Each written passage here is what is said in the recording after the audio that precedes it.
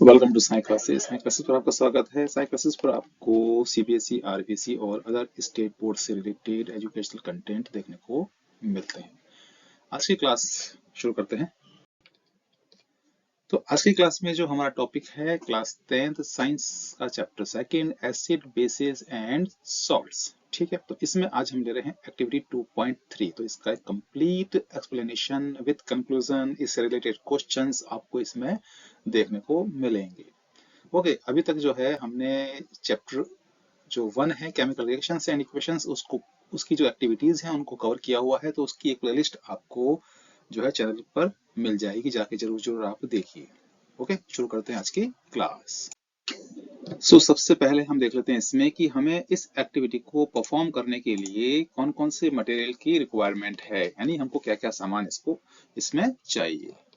Test tube हमें चाहिए, water tub, dilute sulfuric acid, zinc granules, burning candle। Okay, तो ये कुछ मटेरियल है जो आपको इसमें चाहिएगा। ठीक है, तो इसको लेकर के हम जो है इस एक्टिविटी को परफॉर्म करेंगे। तो शुरू करते हैं एक्टिविटी। सबसे पहला काम है, we take a test tube and put some zinc granules in it and fix it on a stand। ठीक है, and pour some dilute sulfuric acid into the test tube। हमें क्या करना है कि एक हमको टेस्ट ट्यूब ले लेना है, उसमें हमने जिंक ग्रेन्यूल्स हमने इसमें डाल दिए। ठीक है, छोटे छोटे से टुकड़े होंगे। जिंक एक मेटल है। ठीक है, तो उसके जो ग्रेन्यूल्स हैं यानी दाने हैं या टुकड़े हैं, उनको हमें टेस्ट ट्यूब में डाल देना है और उसको हम इस स्टैंड पर फिक्स कर देते हैं। ठीक है, और इसमें हम डालते हैं डाइल्यूट सल्फ्यूरिक एसिड। ठीक है, H2SO4 डाइल्यूट सल्फ्यूरिक एसिड, जो कि हमारी केमिस्ट्री लैब में इजीली अवेलेबल है। ध्यान रखने की बात यह है कि जब भी आप एसिड का यूज करते हैं तो आपको सावधान रहना है। ठीक है, बिल्कुल अपनी आंखों को बचाना है, हाथों को बचाना है, स्किन पर वो नहीं गिरना चाहिए और किसी तरह का हमें जो है लैब में हंसी मजाक आपस में नहीं करना है। इस बात का हमें ध्यान रखना है। ठीक है, तो सिंपल सी एक्टिविटी है कि आपने सबसे पहले एक टेस्ट ट्यूब लेनी है, उसमें आपको जिंक ग्रेन्यूल्स, जिंक जो जस्ता जिसको हम कहते हैं वो मेटल है, उसको लेना है और उसमें डाइल्यूट सल्फ्यूरिक एसिड आपको उसमें ऐड कर देना है। Okay, now fix one end of delivery tube in the test tube and leave the other end in tub filled with soap solution। ये जो है डिलीवरी ट्यूब है, ये डिलीवरी ट्यूब आपको लेनी है। इसका एक एंड आपको इस टेस्ट ट्यूब में फिक्स कर देना है with the help of Kock.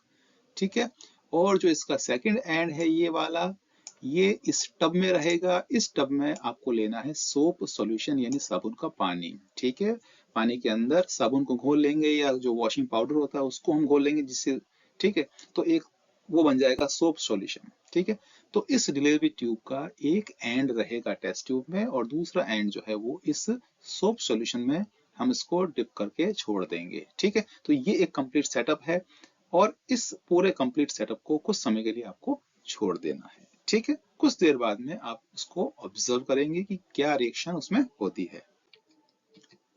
We see bubbles on the surface of zinc granules due to evolving gas। ठीक है, जो जिंक ग्रेन्यूल है यहाँ पर, तो ये हमको यहाँ पर कुछ बबल्स हमको नजर आते हैं। ठीक है, क्यों नजर आते हैं? Due to evolving a gas, कोई गैस उसमें से बाहर निकल रही है। ठीक है, जब जिंक और सल्फ्यूरिक एसिड रिएक्ट करते हैं तो कोई गैस उसमें से इवॉल्व होती है। ठीक है, तो उस गैस के कारण ही वो बबल्स या बुलबुले हमको नजर आते हैं। When the gas passes through soap solution, we can see bubbles evolving। जब ये गैस है तो ये, ठीक है, यहाँ से अपवर्ड जाएगी, ऊपर की तरफ जाएगी और इस डिलीवरी ट्यूब में से होकर के इस सोप सॉल्यूशन में आती है और यहाँ पर आपको बबल्स देखने को मिलेंगे। ये बबल्स इसमें से निकलते हैं।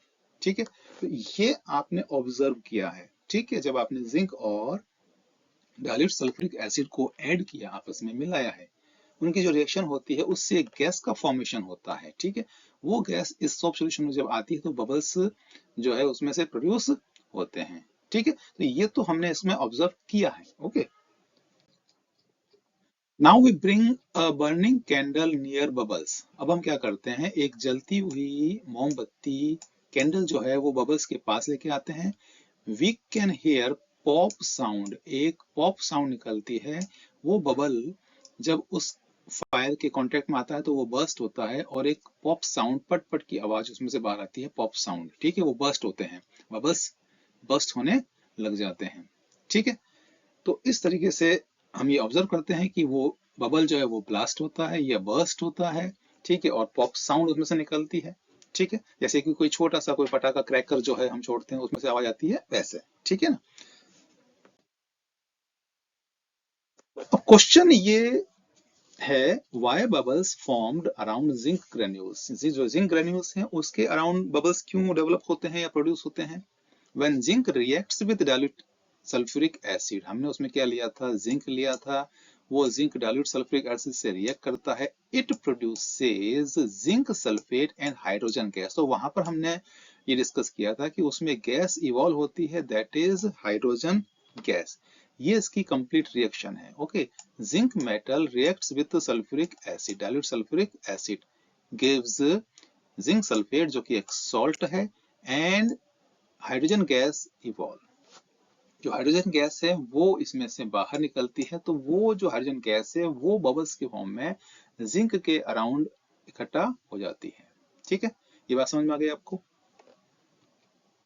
सो bubbles are form due to hydrogen gas. तो अब ये हमको मालूम है कि जो बबल्स का फॉर्मेशन होता है वो ड्यू टू हाइड्रोजन गैस होता है, यानी हाइड्रोजन गैस के कारण से ही वो बबल जो है बनते हैं।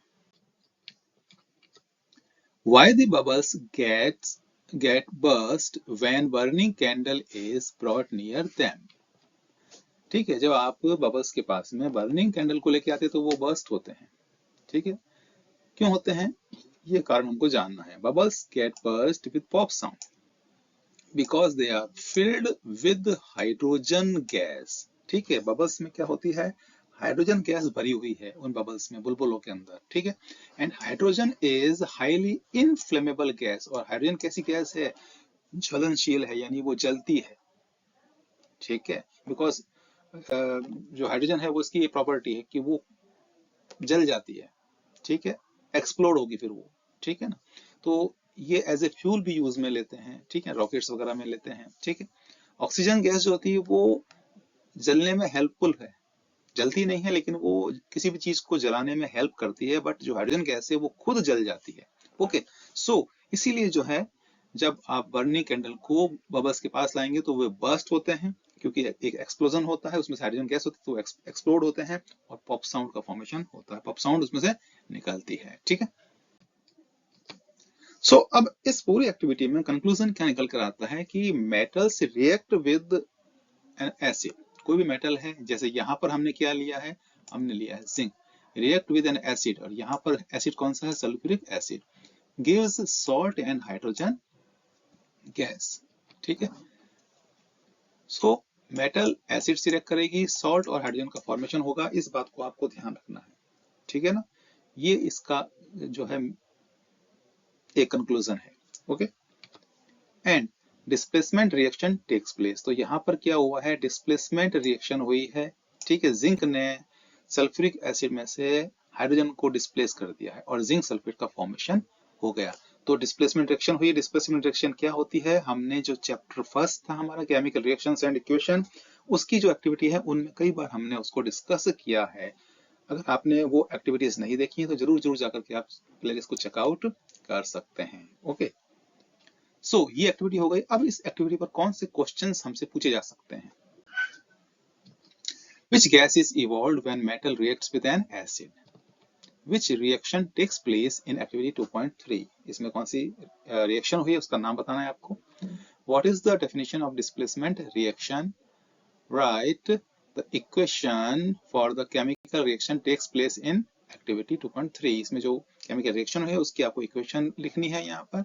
Why burning candle is brought near the bubbles evolved from soap solution? हम बर्निंग कैंडल को क्यों लेकर आते हैं, सोप सॉल्यूशन से जो बबल्स निकलते हैं ना उसके पास में बर्निंग कैंडल क्यों लेकर आते हैं, उसका रीजन बताना है आपको। ठीक है, Why are the bubbles formed in the soap solution? ठीक है, और बबल्स का फॉर्मेशन क्यों होता है। तो ये कुछ क्वेश्चंस हैं जिसके आंसर्स आपको इसी एक्टिविटी में मिलेंगे। आप वापस जाकर के उस एक्टिविटी को देख सकते हैं और समझ सकते हैं। ठीक है, इन क्वेश्चंस को आप अपनी नोटबुक में नोट कीजिए और उनके आंसर्स को लिखिए। चैनल पर आपको एक्टिविटी सॉल्यूशंस मिल जाएंगे। जो चैप्टर फर्स्ट है उसका कंप्लीट आपको एक प्लेलिस्ट मिलेगी, कंप्लीट उसमें एक्टिविटी आपको दी गई है वहां पर, और क्लास 9 से रिलेटेड जो है मैथ्स के टॉपिक हैं, और अभी जो है चैनल पर केमिस्ट्री से रिलेटेड क्लासेस हैं वो रेगुलर अपलोड हो रही हैं, वीडियोस अपलोड हो रहे हैं, तो जरूर जरूर आप उनको चेकआउट कीजिए। को सब्सक्राइब कीजिए science by Naveen Saxena and Himika Saxena. मिलते हैं नेक्स्ट वीडियो में।